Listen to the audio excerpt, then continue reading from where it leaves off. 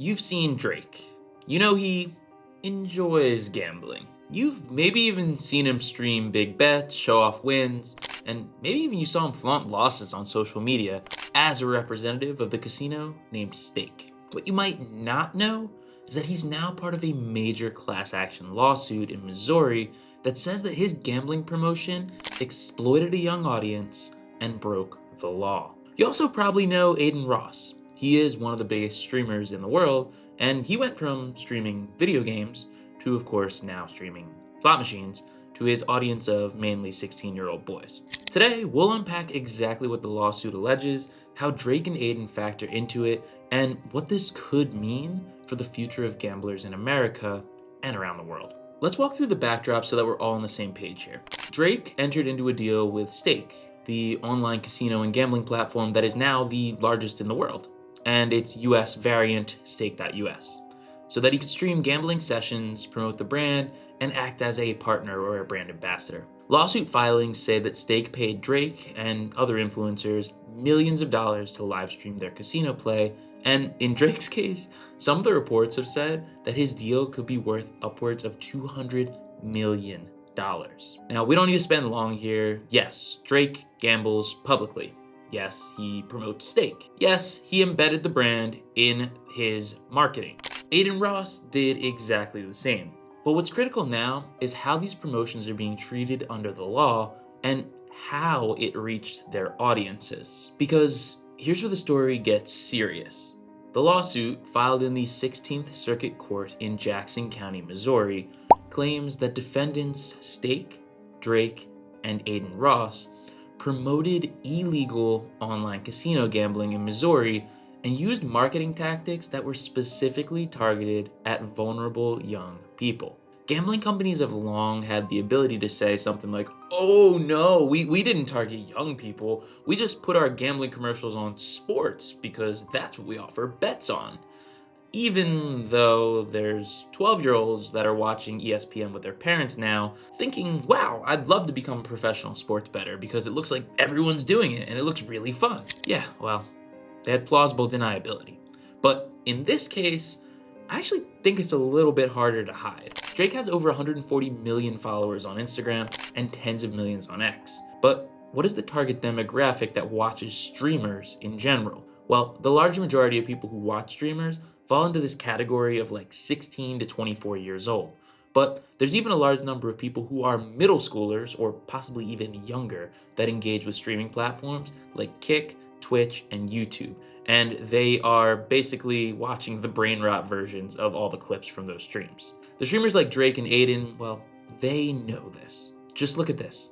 Drake's latest hit isn't a song, it's a lawsuit for misleading millions of fans to gamble. Drake and Adin Ross actually are facing a lawsuit in Missouri accusing them of gambling with Stake funds while pretending to use their own money. So I guess there's two problems for me here. The first is it legal for them to stream this stuff to their audience, which is made up of mainly like 16-year-old boys who are interested in video games? And second, are they using their own money or not? And if they aren't, is that misleading the audience to think about their chances of winning being better than they are? Well, here's a screenshot from Drake's account, and he wagered through $50 million, which is insane, and he had a net profit this week of negative $8 million.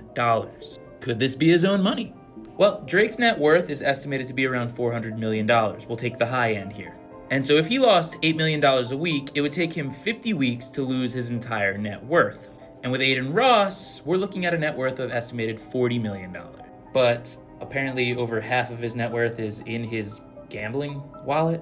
Something tells me that Stake is giving them the money to gamble. So yes, they're now misleading an audience of 16-year-olds to get them addicted to gambling, and they're lying about how much of their own money is actually at stake. Honestly though, this doesn't feel like anything new. People who've been paying attention to the online gambling space know that these guys, their only job is to get you to place a bet because they profit when you go and lose, using their code, of course. What do y'all think's gonna happen in Missouri? Are we gonna end up seeing Drake and Adin Ross tossed behind bars, or is this just gonna get pushed under the rug like usual? The complaint says Drake's role glamorizes the platform to millions, making gambling look like the path to wealth, fame, or excitement, which of course it looks that way. I mean, why would the casinos pay him $200 million if he made gambling look boring or like something like their audience wouldn't want to do?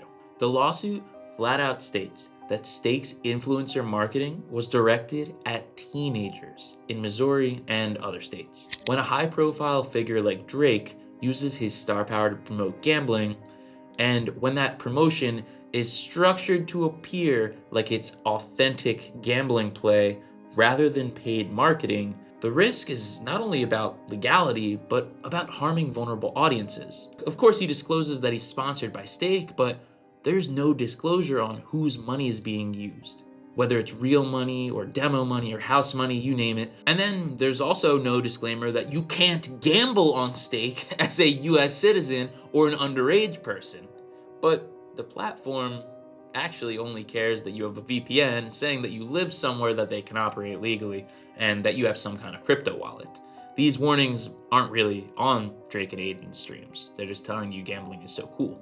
Now, what makes this especially troubling is the suggestion that the platform didn't just sponsor his gambling, but they actually funded it, meaning that the losses, if they were real, that are shown might not have been Drake's own risk at all. According to the complaint, Stake fronts Drake and Ross with house money, casting the gambling session as genuine when they might have been staged for marketing impact. Bigger numbers, more eyeballs. Here's a snippet from a short that I put together that looks into the math because, hey, could Drake and Adin be using their own money? Maybe we're all wrong. Or maybe not. How old is your chat? That's basketball player. Talk to him. Hey, chat. Fire. A lot of them are grown now, bro. They started watching me years ago. They were young. Now they're grown Wait, up. yeah, so what's like the average? I was gonna ask. My people, Yeah. I would say my people was like 20, anywhere from 18. 17. Bro, they're growing up. I'm telling you, bro. They're in their 20s? Bro, I'm trying to tell you, Yeah, bro. there's a lot in their 20s. Bro, I'm trying to tell you, bro. 56? That probably spread. I mean, that probably. Crazy. But I'm telling you, bro. I'm telling you because you know why? They're they're getting older. When they first started watching me, they were probably like 15. And now it's Now, been 10 14, years. you know what I mean? And now it's just no. It's just been for 5. They've been watching me now for like 5-6 years. Yeah, there's a lot that are like in mid-20s. That's what I'm saying, though. Okay, but so what if it's not their money? I mean, gambling is entertainment, right? What's the big deal? Well, if a kid sees Drake lose $8 million in a week, do you really think that they're going to view their $100 weekly loss as a problem?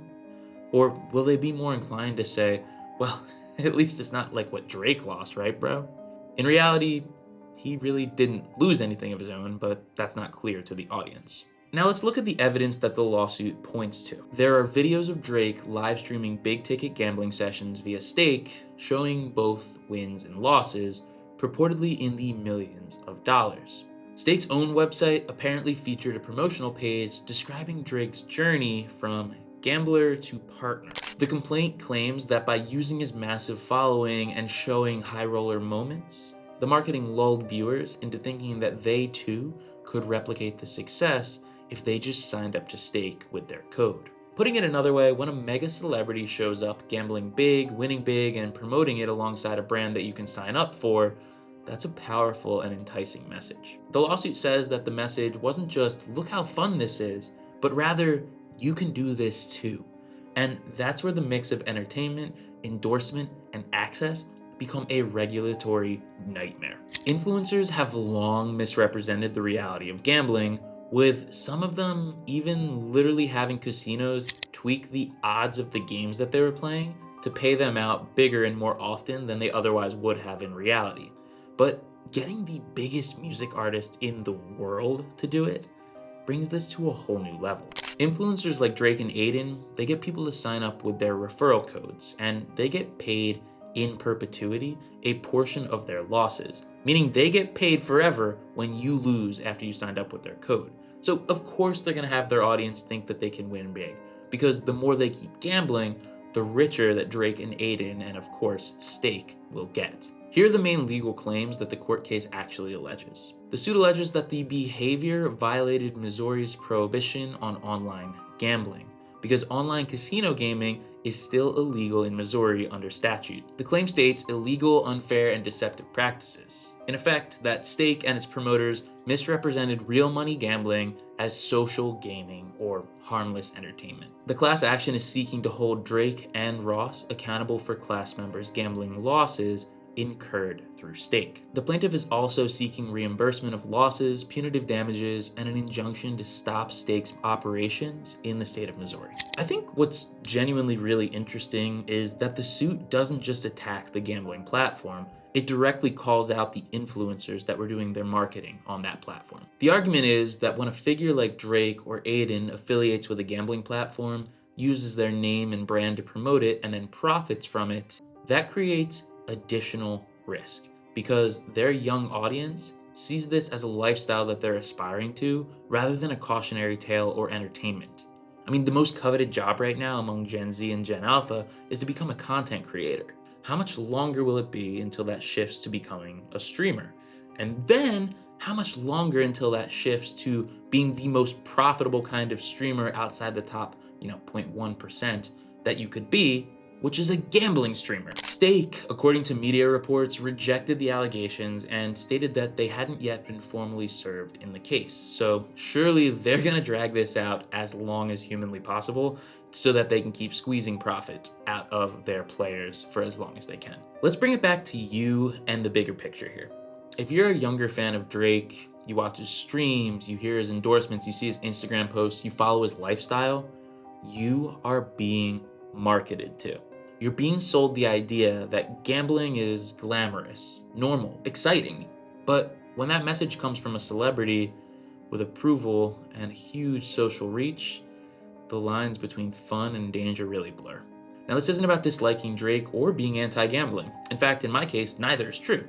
Drake makes absolute bangers, and as a recovering gambling addict, I'm someone who really loved gambling for a very, very long time. Rather, in this case, it's about recognizing when celebrity power is used in a way that shifts risk onto the audience. The lawsuit alleges that Drake profited while his younger audience absorbed a message of you can chase this lifestyle too.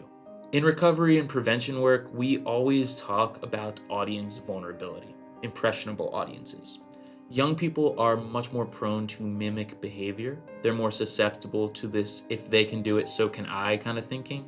And when the behavior includes gambling with heavy stakes and has the backing of major brands and public figures, the harm really exacerbates. That's why I make the content that I do on this channel and why I share my personal story of gambling addiction. Because I don't want to see people make the same mistakes with their life that I made with mine. So hit that subscribe button to join this community if you want to get help for a gambling problem or just avoid getting hooked to gambling altogether. Here are a few questions to keep in mind when you see a celebrity gambling promotion. Does the influencer clearly identify that this is paid promotion or sponsorship? Is the play genuine risk or are they funded by the platform? Is the audience being shown losses and wins in a realistic way? Is the message framed as entertainment or opportunity? Are younger viewers being targeted directly or indirectly? In this case, Drake, Adin, and Stake put all those questions into one frame. It shows how modern gambling marketing works and how regulation is struggling to catch up. Because this just happened, but this type of gambling promotion has been happening for years. And this is the very first time, to my knowledge, that anyone is doing anything about it. Now, this story is still unfolding. Whether the case succeeds or not, the precedent of what happens really does matter.